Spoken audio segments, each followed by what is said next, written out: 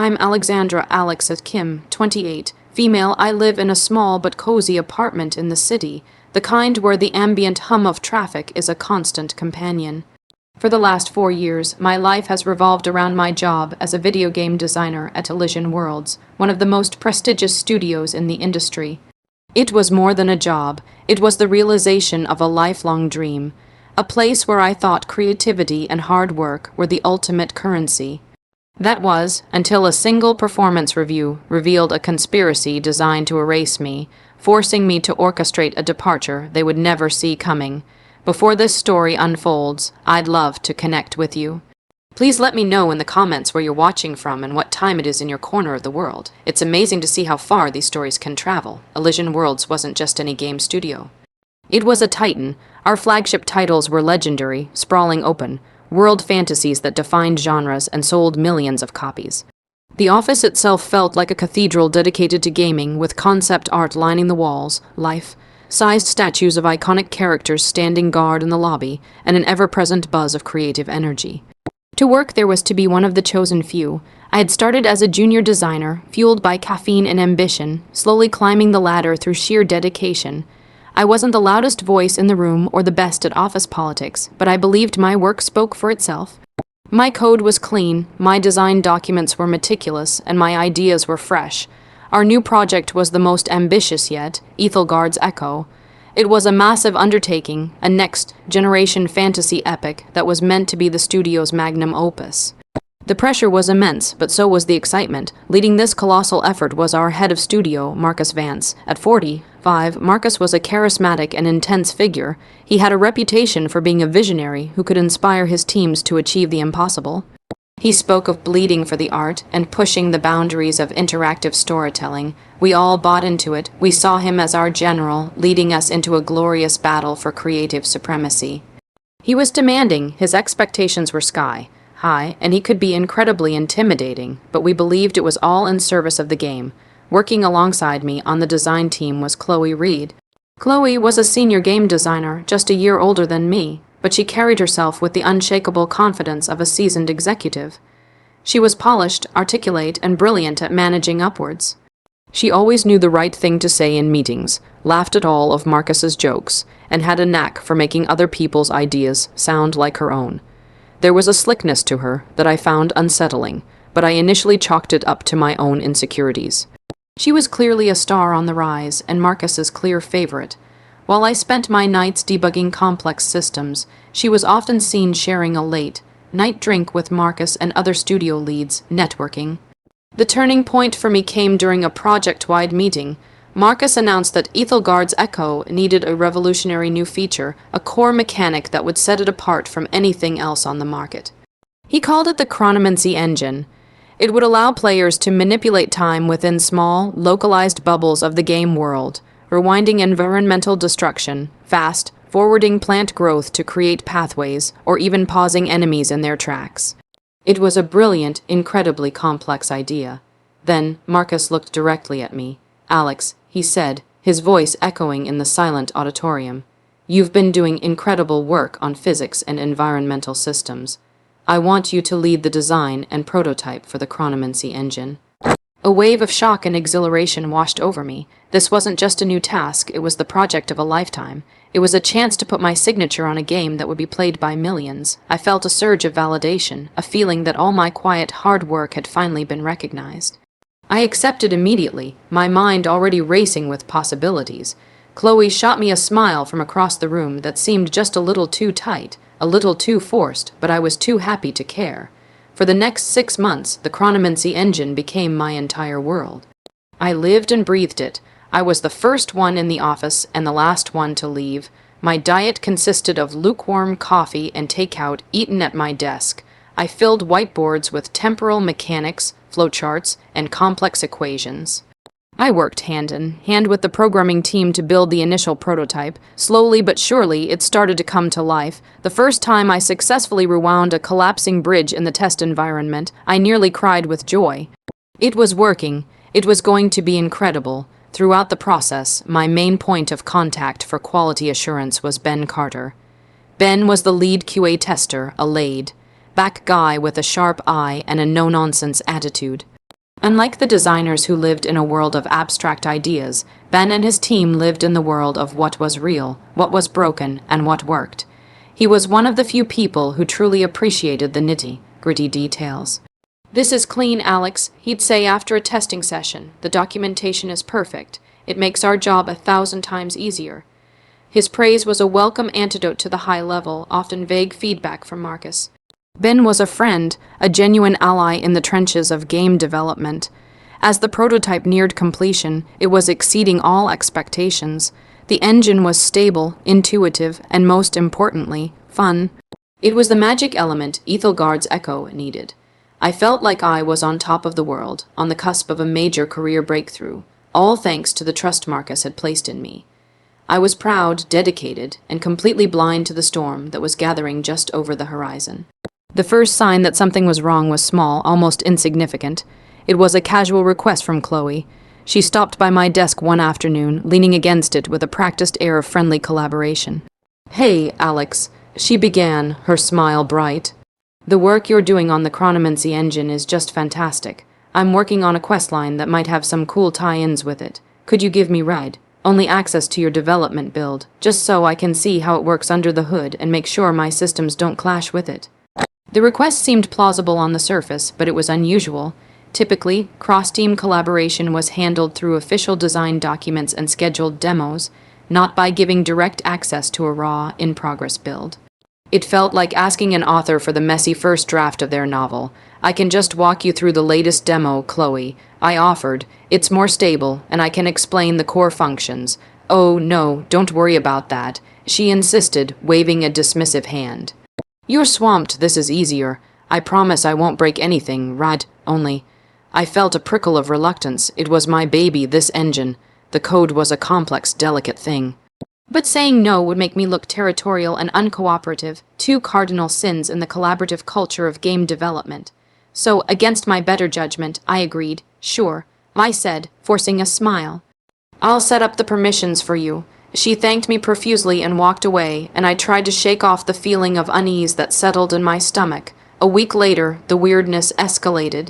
I started noticing that Marcus was seeing Chloe on emails that were specifically about my progress with the chronomancy engine. These were technical updates, bug reports, and weekly summaries that had, until then, gone only to Marcus and the lead programmer. Now, Chloe was in the loop on every single detail. When I casually asked Marcus about it, he gave me a vague, corporate-speak answer. "Chloe is a senior designer," he said without looking up from his monitor. "I want her to have a holistic view of all major systems for synergy purposes. It's about project cohesion." It sounded reasonable enough, but it didn't feel right. She wasn't involved in any other team's core mechanics at this level. It was just mine. The real alarm bell rang during a design team meeting. We were all gathered to present progress on our respective areas of the game. When it was Chloe's turn, she walked the team through a new puzzle system she had designed for an ancient temple in the game. It involved manipulating magical conduits to redirect energy flows. As she explained the logic, my blood ran cold. The core concept, a system based on cause, a defect that the player could observe and then manipulate, was almost identical to a brainstorming idea I had shared with her in confidence over coffee a month prior. I had been thinking about a way to extend the chronomancy engine to non-physical objects, like magical energy. I had sketched it out on a napkin for her, excited by the possibility. Now, here she was, presenting a watered-down version of it as her own, without a single mention of our conversation. She had stripped away the time manipulation aspect, but kept the fundamental logic. She presented it with such confidence, using some of the same phrasing I had, that I started to question my own memory. Did I really tell her that? Was it that unique of an idea? The team praised her for her ingenuity. Marcus looked particularly impressed, nodding along with a proud smile. I sat there in stunned silence, a lump forming in my throat. I felt like a ghost in the room, watching someone else take credit for my thoughts. When I glanced at her, she caught my eye for a split second, and her confident smile faltered just enough for me to know. She knew exactly what she had done. That evening, I stayed late, cleaning up some code. Ben from QA was also working late, running tests on a new build. He wandered over to my desk with a can of soda. "You looked pretty rattled in the meeting today," he said quietly, his expression concerned. "Everything okay?" I hesitated, not wanting to sound like I was complaining or making accusations. "It's nothing," I mumbled.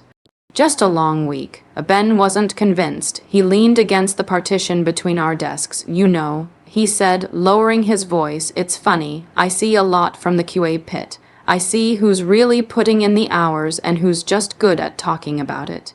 He paused, then added, "Chloe has been spending a lot of time in Marcus's office after hours lately. A lot of closed-door meetings, just the two of them."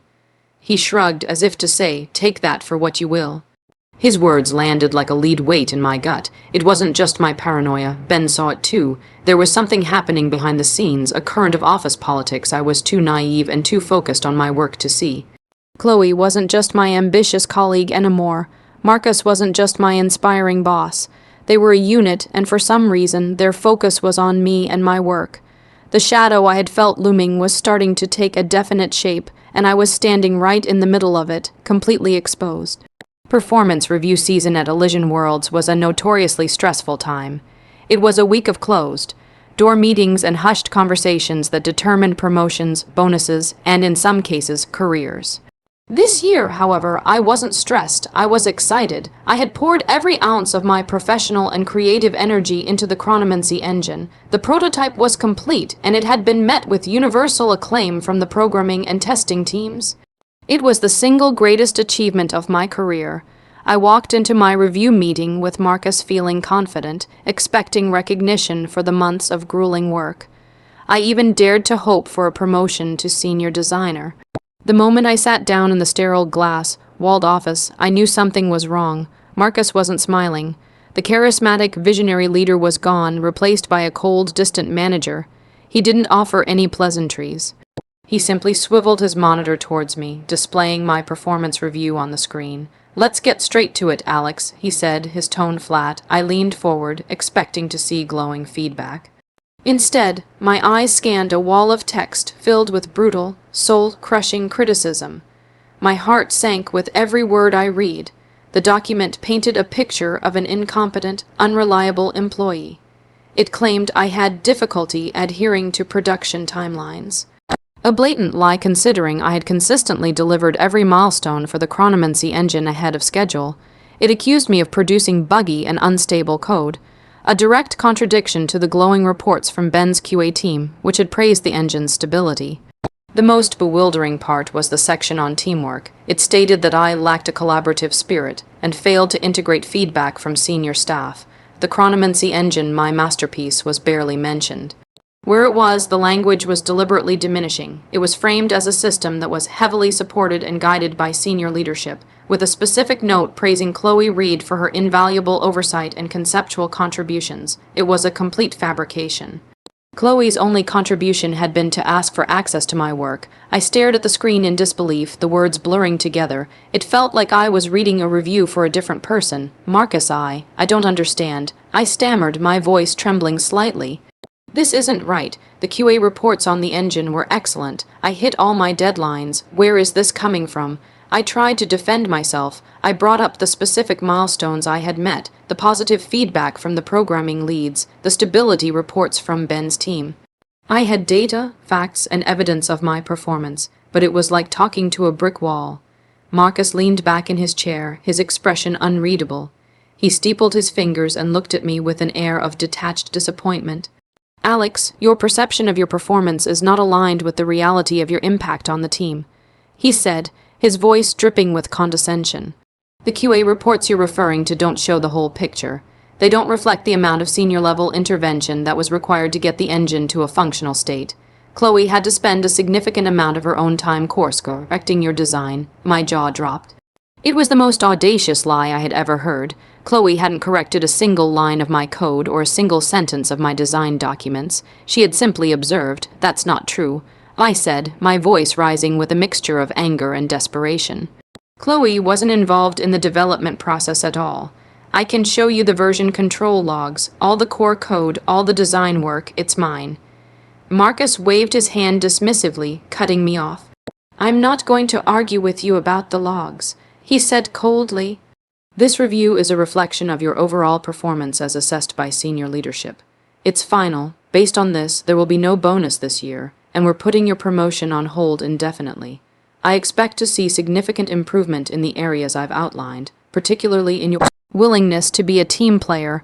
I was utterly defeated. The paradox was maddening. The project I was leading was a huge success, the golden feature of the company's flagship game, yet my official record now stated I was a failing employee.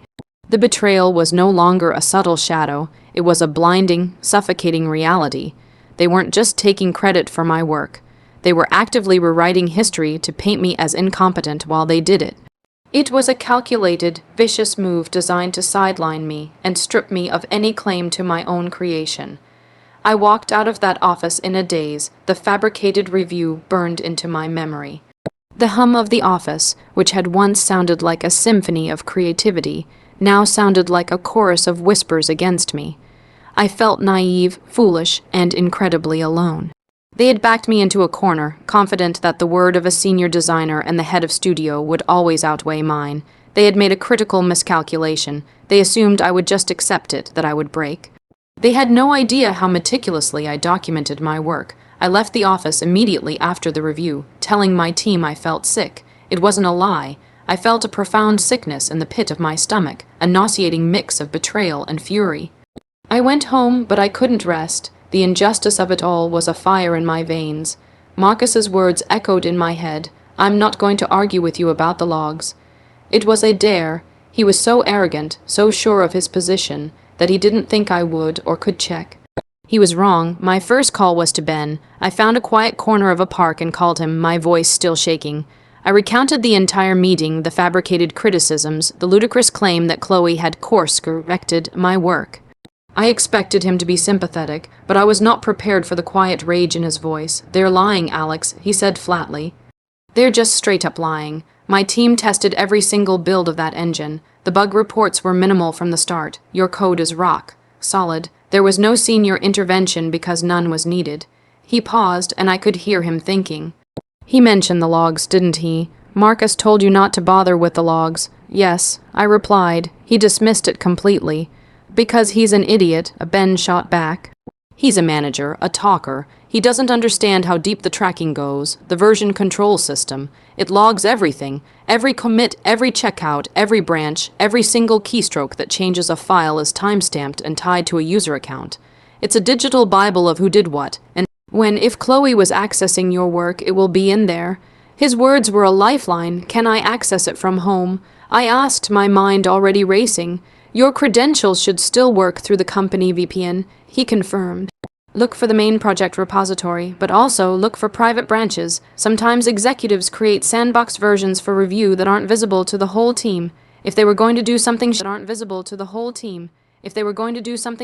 they'd do it there. He gave me some technical pointers on where to look, what commands to run. We hung up and I raced home, my purpose clear. I wasn't just a victim anymore, I was an investigator. I sat down at my personal computer, connected to the company's VPN, and took a deep breath. It felt like stepping into a dark room, not knowing what monsters I would find. I opened a terminal and began to navigate the labyrinthine file structure of the Elysian Worlds server. It took hours. I started with the main development branch for the chronomancy engine. Everything there was exactly as I expected. My username, Akim, was attached to thousands of commits. My check-ins were methodical with detailed comments explaining each change. There was no trace of Chloe or Marcus altering any of my core files. This was the public record, the one they knew others could see. Then I remembered Ben's advice about private branches. I ran a command to search for all branches associated with Chloe's username, Creed. A few standard project branches appeared, but then I saw it. A branch labeled Chrono Exec Review. My heart hammered against my ribs. It was a private branch, with access restricted to only 2 users, Chloe Reed and Marcus Vance. My access level as a designer on the project allowed me to see its existence and its logs, a loophole in their security they clearly hadn't considered. I pulled up the commit history for that branch. The first entry was dated 3 months ago, shortly after Chloe had asked for ride.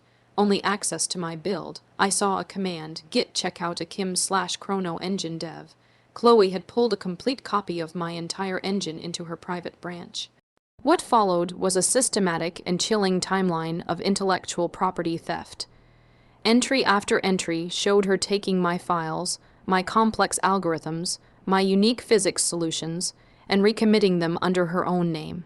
She wasn't changing the code itself. She wasn't skilled enough for that. Instead, she was performing a digital facelift. She would slightly reform at the files, change the comments to make them sound like her own thoughts, and then commit the work as hers. One of my comments might read, "Fixed temporal buffer overflow by isolating physics tick." Her version would read, "Refactored physics tick to prevent buffer overflow." It was the same solution, just rephrased. The most damning evidence was the sign-off. At each major milestone, after she had finished rebranding a chunk of my work, there was a merge approval from Marcus Vance. He was in on it from the beginning. He was actively watching and approving as Chloe systematically stole my work and built a duplicate portfolio. They were creating a false evidence trail to support the narrative they were building against me.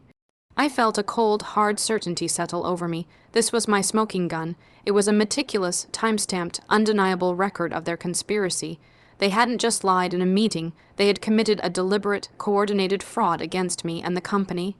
I methodically took screenshots of everything. I saved the log files. I referenced the timestamps with my email exchanges and calendar appointments, building a timeline that was irrefutable. The shadow had a name, and I had its entire digital footprint saved on my hard drive. They thought I was a pawn in their game, but they had just handed me the rulebook. Sleep was an impossibility. The raw, buzzing energy of my discovery coursed through me, a potent cocktail of rage and vindication. I didn't spend the night stewing in my anger, however. I channeled it. For the next 48 hours, fueled by an almost manic focus, I became a forensic archivist of my own betrayal. I wasn't just collecting evidence. I was building a case so airtight, so overwhelmingly clear, that it would leave no room for doubt, no crevice for plausible deniability to hide in. I organized the screenshots of the private branch logs into a chronological narrative. I placed them side by side with the logs from my own public branch, highlighting the identical code and the altered comments. The timestamps were the key. I could show that Chloe's contributions were always committed just days, sometimes hours, after I had committed the original work. I created a timeline that synced these logs with emails where Marcus praised my progress, meeting minutes where I presented my work, and even the initial request from Chloe for access to my build. It was a perfect, self-contained story of their deception. I compiled everything into a single, comprehensive PDF document. I bookmarked key sections, added annotations, and wrote a concise, professional summary of the findings. The final document was over 50 pages long. I named it Project Chronomancy, Authorship Audit.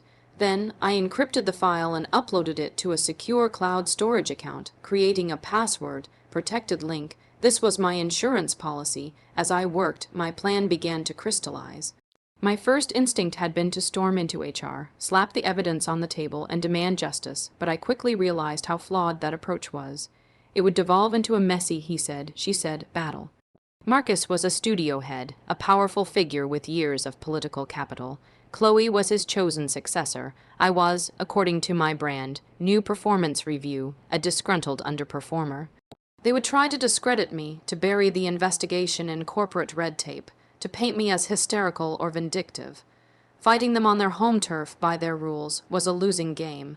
I needed a different strategy. My goal wasn't just to get them fired. It was to detonate a truth bomb so powerful it would bypass the internal politics entirely and force the hand of those at the very top. I had to create a situation where ignoring the evidence would be more damaging to the company than acting on it. So, I drafted 2 emails. The first was for Marcus and HR. It was brutally simple, a model of professional detachment. Subject, Resignation Alexandra Kim Dear Marcus. Please accept this email as formal notification that I am resigning from my position as game designer at Elysian Worlds, effective immediately. Sincerely, Alexandra Kim. There was no emotion, no explanation. Just a clean, sharp severing of ties. This was the move they expected, the move they wanted. It would be my Trojan horse. The second email was the real weapon. The recipient list was much longer. I added the head of the company's central HR department, the chief technology officer, the chief creative officer, the CEO of Elysian World's parent company, and every single member of the parent company's board of directors whose email address I could find through public records and industry contacts. The subject line was clinical and impossible to ignore. confidential, intellectual property integrity and authorship audit for Project Ethelgard's Echo. The body of the email was as professional and dispassionate as the evidence it contained. To whom it may concern, I am writing to you today as I have resigned from my position at Elysian Worlds. As a final act of my employment, I feel a professional and ethical obligation to bring a matter of critical importance to your attention. During my time leading the development of the chronomancy engine for the Ethelgard's Echo project, a systematic effort was undertaken by studio head Marcus Vance and senior designer Chloe Reed to misattribute my work as their own.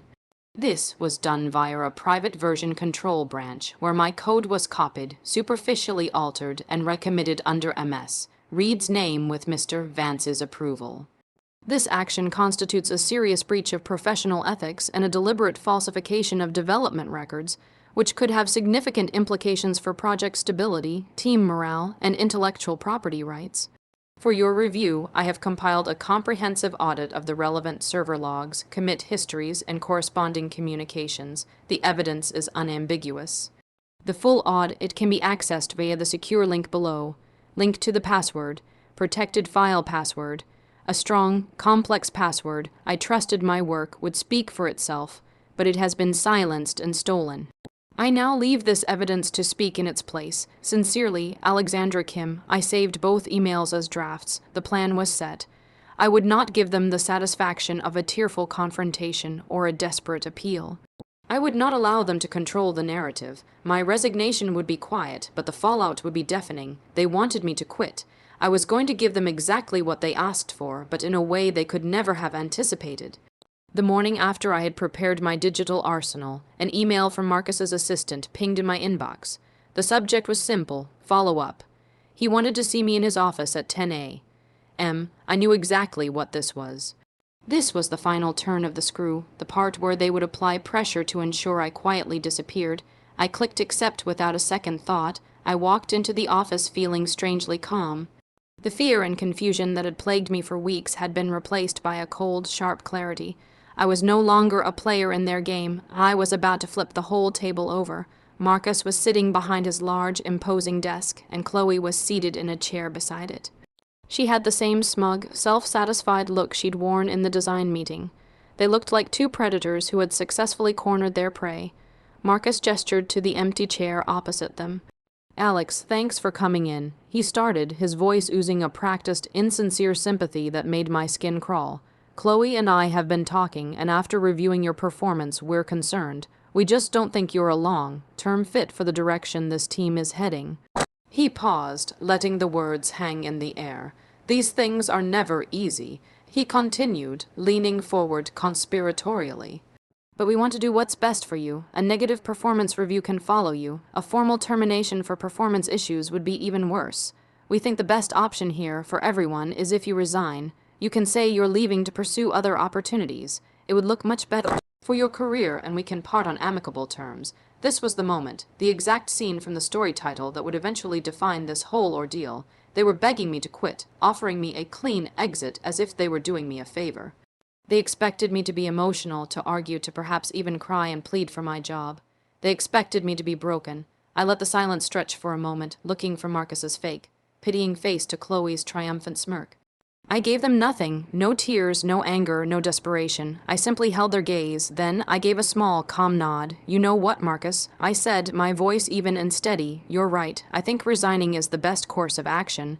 A wave of visible relief washed over both of them. Their posture relaxed. This was going exactly as they had planned. They had won. "I'm glad you see it that way, Alex," Marcus said, already moving on. "If you draft a letter, HR can process it today." "No need to wait," I replied. I pulled out my phone. My fingers hovered over the two draft emails. I looked up at them one last time. My resignation is effective immediately. With a deliberate tap, I hit send on the first email. The simple, two-sentence resignation addressed to Marcus and HR. A second later, his phone on the desk buzzed. Then, while they were still processing my abrupt agreement, I hit send on the second email, the truth bomb, the 50-page audit sent directly to the highest echelons of the parent company. I stood up, slipping my phone back into my pocket. I felt a lightness I hadn't felt in months. "I've just sent my resignation to you and HR," I said calmly. "You should have it now." I looked at them, a hint of a smile touching my lips for the first time. "I've also sent a detailed report on the authorship and intellectual property integrity of the Chronomancy engine to the executive board of the parent company. I thought they should be aware of the collaborative process here at Elysian Worlds." The change in the room was instantaneous and glorious. The smugness vanished from Chloe's face, replaced by a flash of pure, unadulterated panic. Her eyes darted from me to Marcus. Marcus's condescending expression slackened into confusion, which then morphed into horror as he processed what I just said. The color drained from his face. "You did what?" he whispered, his voice barely audible. "I suggest you both check your inboxes," I said, my voice still level, "and the CEO and the boards. I'm sure you'll be hearing from them very soon." I didn't wait for a response. I turned, walked to the door, and didn't look back. I could feel their panicked stares on my back. I walked out of that office, past the desks of my colleagues, through the lobby with its impressive statues, and out the front doors of Elysian Worlds for the last time. I didn't have my job anymore, but as I stepped out into the bright sunshine, I felt like I had taken my career, my work, and my dignity back. I had not returned to work. The game was over. Walking away from Elysian Worlds was like surfacing for air after being held underwater. I went home, turned off my work phone forever, and blocked every number and social media profile connected to my old job. For the first time in months, I felt a sense of peace. I had played my final card, and the rest was out of my hands. I braced myself for a potential legal battle, for threats, for a smear campaign, but all that followed was a profound and telling silence. My only window into the aftermath was Ben. He called me a few days later, his voice a mix of awe and excitement. "Alex, you are a legend," he said, laughing. "You have no idea what you started here. It was a complete firestorm. He told me that chaos had erupted less than an hour after I left. The parent company's cease. We'd had come down on the studio leadership like a ton of bricks." An emergency, high-level investigation was launched, led by a team from corporate headquarters, not by the studio's internal HR. The private server branch was locked, and all of Marcus's and Chloe's work computers were confiscated. They were suspended that same afternoon, Ben explained. They were escorted out of the building. Marcus looked like he'd seen a ghost. Chloe was actually crying. Nobody knew what was going on, but the rumor mill went into overdrive. The investigation was swift and brutal. My evidence was irrefutable. The digital trail I had laid out was so clear that there was nothing for Marcus or Chloe to say.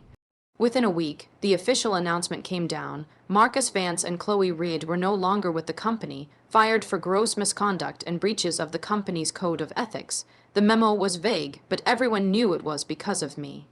A few days after they were fired, I received a call from the parent company's head of HR. She was incredibly apologetic. She told me my report had uncovered significant managerial issues at the studio and thanked me for my integrity. Then came the offer I was half expecting. They wanted me to come back, not just as a designer, but as the new lead gameplay designer for Ethelgard's Echo.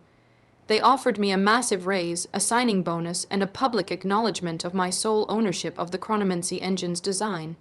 It was tempting. It was everything I had wanted. But as I listened to her speak, I realized something important. The magic was gone. My trust in that place, in that dream, was shattered. Even with Marcus and Chloe gone, the memory of the betrayal would always linger in those hallways. Accepting their offer would feel like admitting they had the power to break me and then put me back together. "Thank you for the generous offer," I said politely but firmly, "but I have to decline. I'm looking forward to starting a new chapter."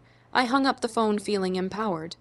I didn't need their validation anymore. I had my own. Instead of returning to my old job, I updated my portfolio. The centerpiece was a new section titled Case Study, the Chronomancy Engine. I didn't mention any of the drama. I simply presented the meticulous design documents, the technical breakdowns, and the video footage of the fully functional prototype. The work spoke for itself, loud and clear. I sent my portfolio to 3 of Elysian World's biggest rivals, studios I had always dreamed of working for but never felt qualified enough to apply to. The response was immediate and overwhelming. My work on the Chronomancy engine was seen as groundbreaking. Within a month, I had 3 competing job offers. I accepted a position as a lead designer at Quantum Leap Studios, a company renowned for its positive work culture and for truly valuing its creative talent. My starting salary was higher than the counteroffer from my old company. My new game had begun. I was no longer the quiet designer hoping her work would be noticed. I was a leader, confident in my skills and secure in the knowledge that I could and would advocate for myself. The ordeal at Elysian Worlds had been painful, a trial by fire, but I had emerged from it stronger, wiser, and with an unshakable belief in my own worth. I didn't get revenge through shouting or scheming. I got it through quiet competence and the undeniable, irrefutable power of the truth, and that was a victory more satisfying than any high score.